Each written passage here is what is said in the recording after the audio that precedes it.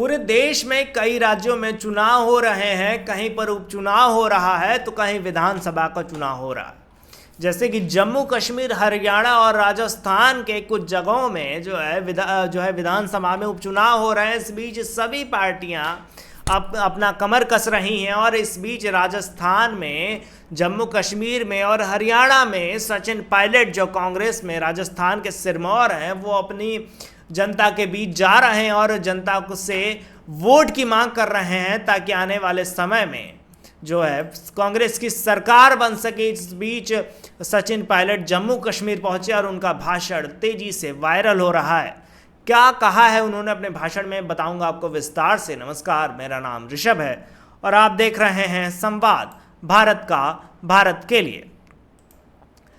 जिस तरह जम्मू कश्मीर में सुप्रीम कोर्ट के आदेश से चुनाव हो रहे हैं, वैसे ही राजस्थान में कई बार न्यायपालिका का हस्तक्षेप चुनाव या राजनीतिक मामलों में होता है। यहाँ पे केंद्र और राज्य सरकार के बीच कभी कभी सत्ता का संघर्ष देखा गया है।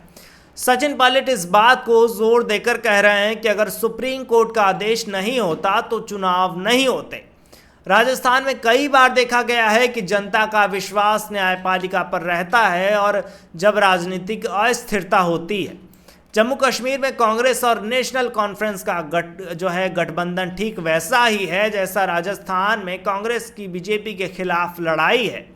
यहाँ सचिन पायलट बताते हैं कि उनकी पार्टी और नेशनल कॉन्फ्रेंस ने राज्य की बेहतरी के लिए ये गठबंधन किया है। राजस्थान में कांग्रेस ने कई बार क्षेत्रीय दलों से गठबंधन किया ताकि बीजेपी के खिलाफ एक मजबूत मोर्चा बनाया जा सके।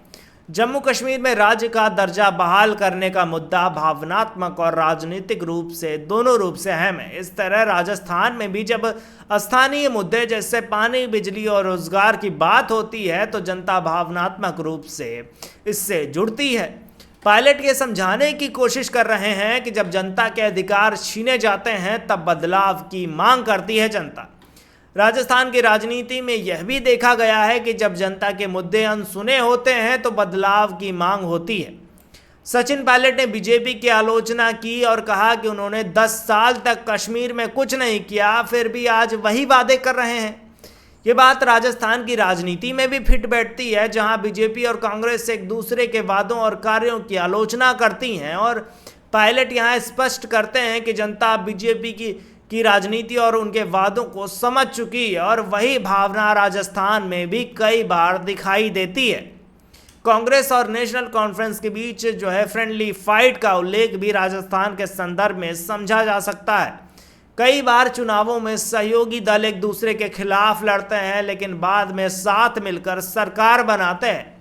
ये रणनीति उस समय काम आती है जब पूर्ण बहुमत न मिली हो, लेकिन अंततः गठबंधन से सरकार बनाई जा सकती है। अब देखने वाली बात है कि सचिन पायलट सरकार बना पाते हैं या नहीं जम्मू कश्मीर पर इस मुद्दे पर आपकी क्या राय है, हमें कमेंट में बताइए और देखते रहिए संवाद भारत का, भारत के लिए।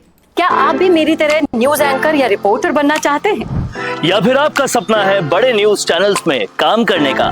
या फिर आप बनना चाहते हैं वीडियो जर्नलिस्ट या डायरेक्टर? तो आज ही एडमिशन लीजिए Michigan institute of media studies यानी कि MIMS में, जहां आपको मिलेगा मौका डिजिटल न्यूज चैनल में काम करते हुए सीखने का भी, साथ ही साथ बड़े बड़े चैनल्स में काम करने वाले एडिटर्स और एंकर्स के साथ सीखने का मौका। ज्यादा जानकारी के लिए आज विजिट कीजिए mishimediasolutions.com/MIMS पर। तो आज ही मिशिगन इंस्टीट्यूट का हिस्सा बनिए और अपने सारे सपने पूरे कीजिए।